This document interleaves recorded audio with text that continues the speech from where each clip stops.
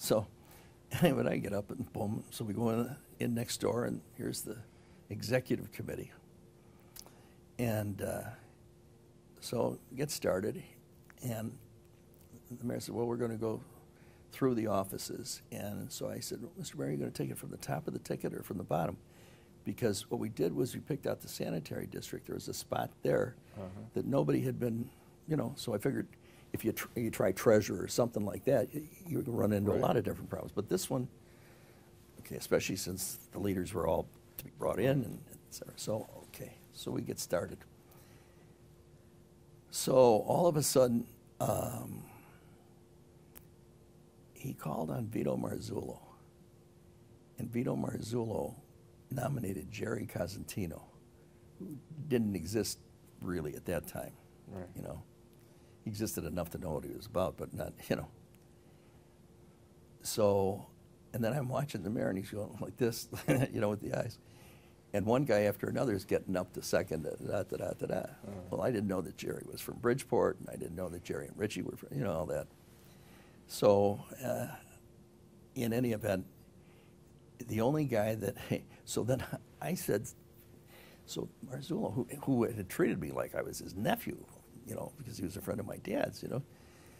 So I said, well, Ari, you got, you know, he said, who are you? What the hell are you talking about? You're not Hispanic. I said, you're absolutely right. I said, that's the point. If there was any of them in the room, I wouldn't be talking. They'd be talking for themselves. Right. But they can't, they've never been here, you know.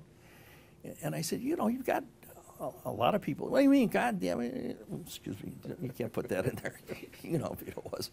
He says, you're Irish, you got everything. And you're always, you're shooting your mouth off about the Italians. And we're, you know, and Jerry Cousin, you know, now I've offended. You know, so I knew I was gaining points massively. Right. So then the mayor looked at Ed Kelly and gave him a wink. So I knew I was going to get a second if he hadn't, you know, said to Kelly, you know, because Kelly had been with me over at the Park District. So we were friends, and I was involved with helping him be the committeeman in the 47th Ward. So that was the vote. I got one vote out of the Central Committee. And then after that mess was over, the mayor and Keene were standing there talking up in the front. So he calls me up. And he said, I want you to be the chairman of this thing when we go out, and I want you to announce the ticket. And I said, well, I said, I just got my throat slit. Now you want me to go out and announce my own death? Is that the idea? He said, Neil, in this business, you got to understand something. He said, when it hurts the most, that's when you can least afford to show it. And I thought of that in 1990, in the middle of the night, when I was up by 4 points at 1 o'clock in the morning, which should be a pretty good win for the governorship. And 15 minutes later, I'd lost by 60,000, quote unquote.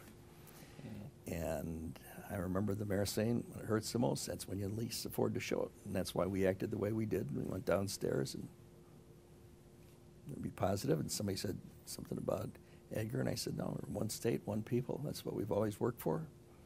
We support them, and that's that. So all those things, you know, when I went back in, you would have thought I shot every one of those Hispanic leaders. You know, they were just, I mean, I could hardly look at them. They were so heartbroken. The good news is, though, that the next year, Manuel never made it, but they put Art Velasquez, who was one of our guys, they put him on, the son, they put him on for the University of Illinois. And Irene Hernandez went on for the commissioner of the county board. And David Serda, was a dear friend, he went on for the, I think the appellate court. Circuit court, maybe. Or maybe the circuit court might have been appellate. But those three, that was, so it wasn't that year, but that was the foundation for the first three. How much time do we have left on this tape? 12 minutes. You know what? Why don't we, do we have another tape? I can go get one. Okay, why don't we, if you have more, why don't we stop it now? Okay. Because we need to get to the Attorney General. and some of those other races. But I don't want to start it with just 12 minutes left. Okay, so let's begin with the campaign of 1982, where you ran for Attorney General. And how did that campaign year go? Well, I had gone to see Rich because he supposedly was the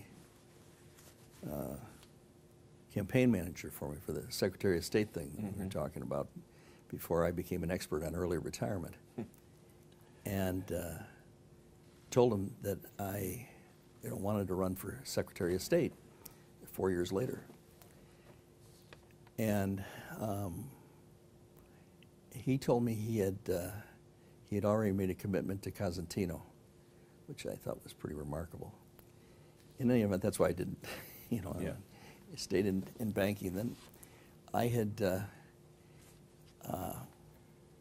when I had finished as lieutenant governor, I had been around government, I'd been around law, labor. I'd been a resource for YPO, but basically I hadn't seen that much of business. And in the first 15 years I was in government, I think I only had business, approach me on a substantive basis, maybe 3 or 4 times. So it always struck me as really odd that, they're very, very smart. I mean, here's the genius of American business. But when you apply it to saving 1/10 of 1% of the shipping room costs, I mean, it's fine. They're smart enough to figure out ways to do that. But what about the 40% that's affected in their bottom line by government? Right. How come we're not talking to each other? So I didn't know if it was me or them or both. So that's why I decided to interview for business, as opposed to just going into a law firm or what have you.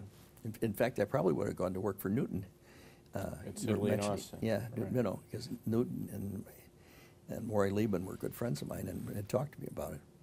In any event, so I interviewed over at First Chicago, and Baba Bood hired me.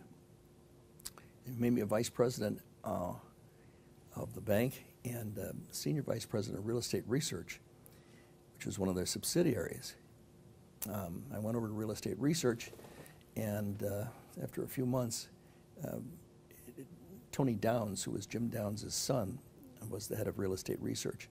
Jim Downs and Gaylord Freeman, who'd been the chairman of First Chicago, were good friends. And Jim Downs, who was one of the handful of giants, Arthur Wirtz, Jim Downs, Arthur Rubloff, that were very close advisors of Mayor Daley's and friends of his. He sold real estate research to Gail Freeman in the First National Bank for $9 million in cash. Well, that was a lot of dough in those days, and especially when he put his hat on and walked out the door, the substantive part of the place was underneath the hat. Yeah. So it had a good name. Real Estate Research was the oldest real estate and land economics firm, but Tony was more academic. His son was more academic, and Jim Downs had been very, very pragmatic and brilliant in real estate as well. So in any event, I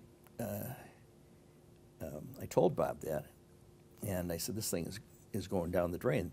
There were $750,000 in the red on a $5 million gross, and so he asked me to take the thing over, and I said that I'd do it. Tony was going on to Brookings, so that's what occasioned the opportunity. But we had to have a real board, and I said, I'd like you and Dick Thomas and John Stavropoulos and Bill McDonough to be on the board, because I knew if they were on the board, I wasn't going to be out in the middle of Lake Michigan rowing by myself if there was any problem over there, because they weren't going to let the ship go down. Right. In any event, we didn't do much with the board, but we did go from $750,000 in the red on that $5 million gross to $250,000 in the black in 16 months and 20% turnaround. And when we were broke, we took out a full-page ad, back page of the Wall Street Journal, to go at the CEOs, Right. about trying to get their attention for the thing. So it was a good experience. First time I ever had a budget. First time I had a bottom line. First time I had the fear of what was going to happen if I didn't get some black ink on the thing on the page instead of some red ink. So then they brought me over to the bank. And asked me to put together a Department of Communications, which I did, to bring public relations and public affairs and communications all together.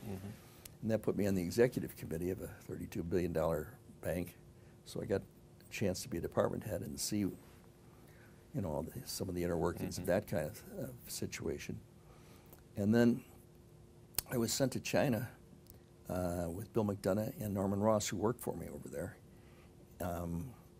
because having been lieutenant governor, the Chinese are probably more so than any other people,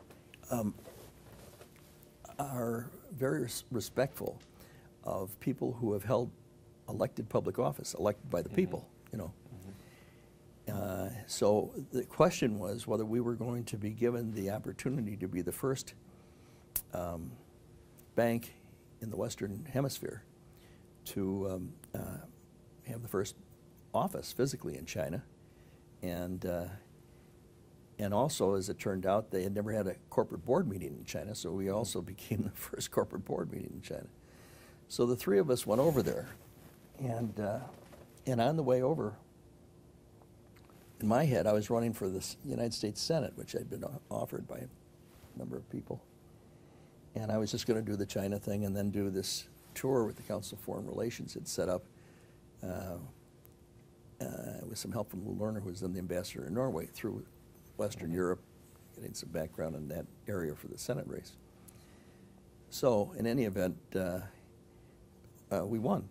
And Bill McDonough, who was the head of International, and then became the head of, vice chairman of the bank, actually, and then the head of New York Fed, and then went from there to head up the new agency for the whole accounting industry.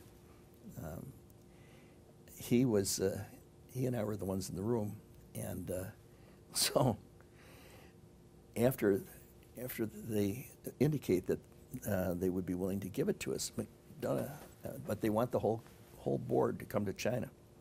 McDonough said, well, of course, Governor Hartigan has been looking into that very carefully, and he'll address that, which, of course, I had never heard of before, just with those little details. So I'm thinking, I'm saying, well, bringing the whole board would be difficult. We can't put them on one plane. If something were to happen, we'll give you 2 planes. Well, we can't, everything I said we can't, they'd come up with some unbelievable answer to it. So we could. So I remember we went out in the hall, and so McDonough did, like you see those dancers that do the buck and wing where you kick your heels together out in the hall, and we were so happy.